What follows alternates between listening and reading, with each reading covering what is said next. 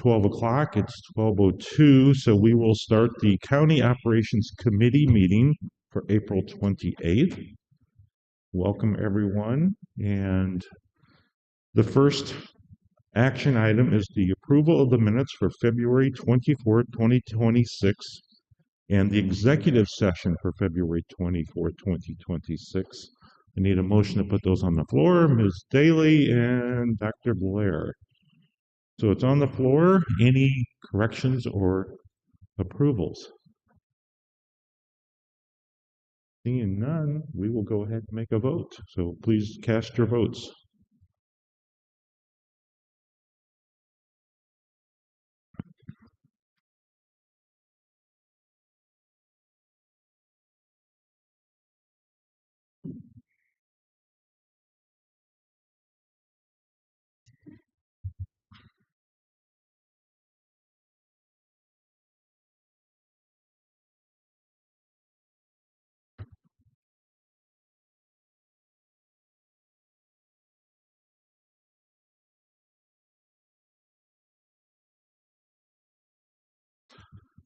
Okay, that passes unanimously.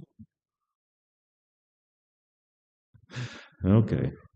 Next item is we have one informational item, the workers' compensation and liability reports, and I will turn that to Ms. Loftus.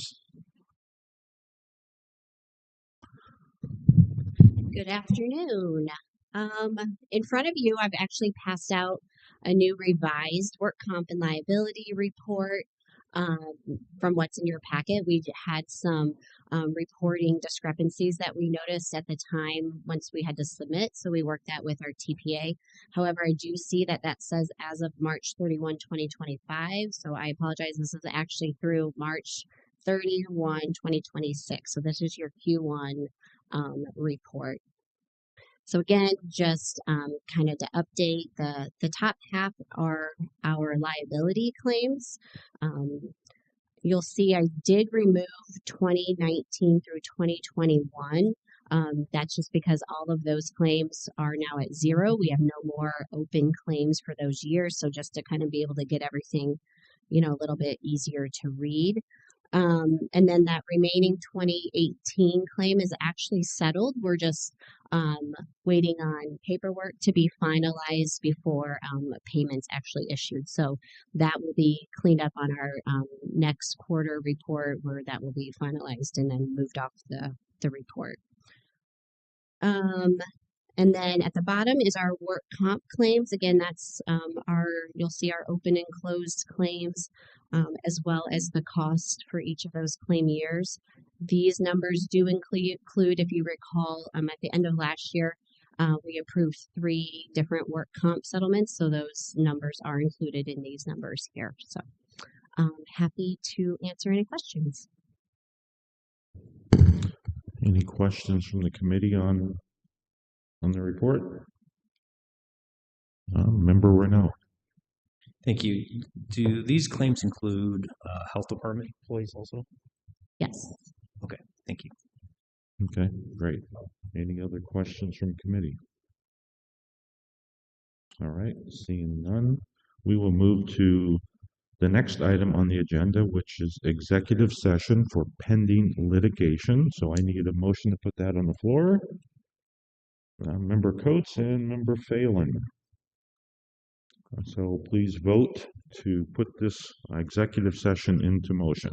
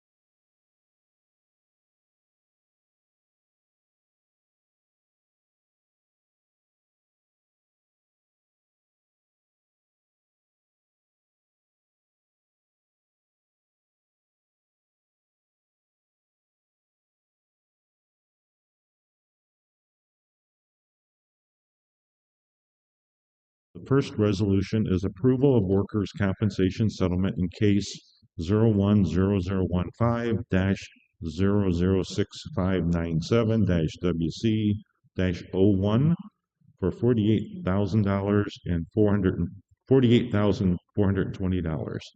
Need a motion to put that on the floor.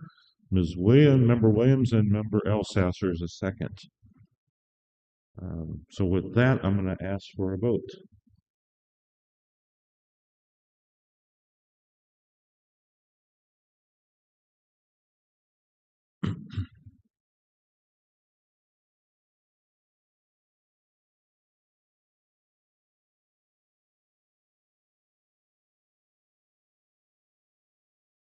All right, that passes unanimously. Thank you. The second resolution, one of our obligations, is setting the elected officials' salary. So I need this on the floor. Member Duncan and Member Coates is a second. So this one is in your packet.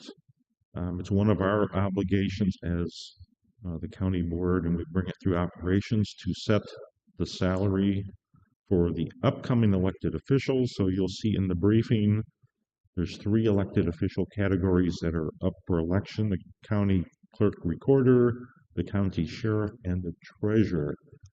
And you'll see in the briefing, the Public Act in 2022 removed the county sheriff from the process, and the county sheriff is addressed by public safety and justice.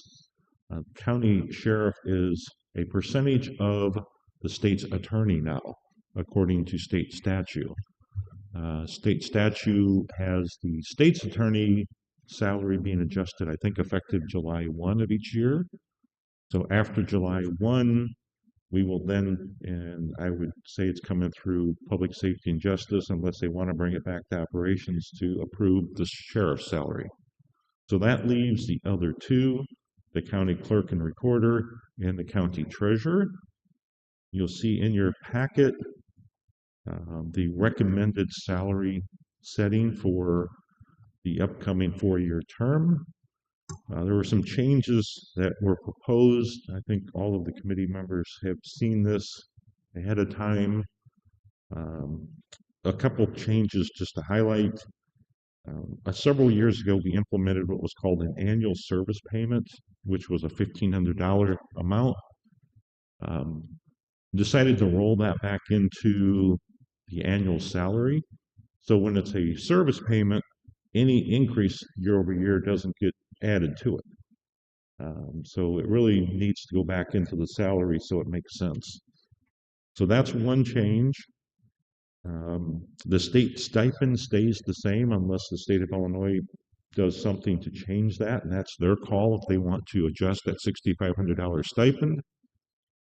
And then for the salary, which is what comes through this committee, you'll see in December of 2026, the first start date, a salary adjustment of 4.15. Next year, it's at 2%, and then the next 2 years are 3%. And part of the logic behind this was to bring parity between all 4 elected offices that we set, which are the coroner, the circuit clerk, the county clerk, and the treasurer. And I know there's been debate on this board and committee for multiple years. Should we do a Hay study? Should we try to set a salary based on number of employees? Should we set the salary based on number of dollars of business each office runs? And I would say the experience has come back. There's really no mathematical way to set this. I know my friend Mr. Salzer would always tell me, "You're wasting a lot of time. Let's balance them out and move forward," which I respect Mr. Salzer for that. And so the logic here, if you look at your attachments, you'll see there was a grid that goes back 10 years for all 4 elected offices. So the last attachment of this packet, you'll see we are matching the year 2026 and 2027. So all 4 offices are at the same parity for salary. And then obviously in 8 and 9, the other two offices will come up again for a decision. Um, those were the changes brought forward. Um, I have had the opportunity to meet with the county clerk and the treasurer and review and discuss. And so those are kind of the opening statements around it. And there's also a comparable chart. And so I will open it up to committee for questions. Member Phelan. Just more of a comment to the committee. One thing that I know has been discussed, and like Chairperson Ricker stated, is that there has been a lot of discussion on whether these wages need separated. And it is my opinion that we should consider that, but I personally don't know a good way to do it. I've spent a lot of time thinking about it. I know there's been a lot of discussion at this committee and in previous years, but to me, they're very different roles. They have different requirements, not necessarily in the form of a job description, but daily functions and operations in each one of the offices. And I think that there would be benefit to pursuing that. But again, it's not something that I know how to do. And it's a unique situation where I am not comfortable with something, but also don't have a solution. So again, more of a comment today. I'm going to support this, but I really wish as a group we could come up with a better way to ensure that we're providing fair compensation rather than just creating and saying that each position is equal. Okay, no, thank you for the comments. I welcome any thoughts or suggestions in the future on how to set this up and be able to present a logical, explainable comparison. So with that, other questions among the committee? All right, seeing no questions, I'll ask for a vote.